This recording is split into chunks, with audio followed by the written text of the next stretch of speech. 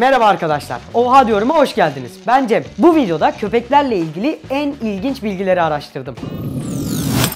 Köpekler ortalama 6 aylık bir bebeğin zekasına sahip. Ancak bazı köpek cinsleri 2 yaşında bir çocuk kadar zekidir. Örneğin bizde Lesi olarak bilinen İskoç çoban köpekleri 200 kelimeye kadar anlayabilir. Köpek kuyruğunu sağa doğru sallıyorsa mutlu demektir. Fakat kuyruğunu sola doğru sallaması korktuğuna işarettir. Yetişkin bir köpeğin 42 tane dişi vardır. Köpeklerin dünyayı siyah beyaz gördüğüne dair inanış yanlıştır. Onlar da renkli görürler. Ancak görme sistemleri gelişmiş olmadığında mavi ve sarı renk skalasını insanlar kadar iyi göremezler. Köpek yavrusu doğduğunda kör, sağır ve dişsizdir. Köpeklerde utanma duygusu yoktur. Mutfaktaki köfteleri kimseden habersiz mideye indirirken yakalarsanız sakın utanmalarını beklemeyin. Dalmaçyalılar beyaz doğarlar. Vücutlarındaki benekler zamanla oluşur. Elma ve armut arsenik içerdiği için bu meyveleri yemek bir köpeği öldürebilir. Köpeklerin kulağında 18 kas bulunur. İlginç olansa köpek her bir kası farklı bir şekilde oynatabilir. Köpekler onlara sarılınmasından hoşlanmazlar. Çünkü bunu bir tür güç gösterisi olarak algılarlar. Köpeklerin çiş yaparken bir ayağını kaldırmasının nedeni buranın hakimi benim,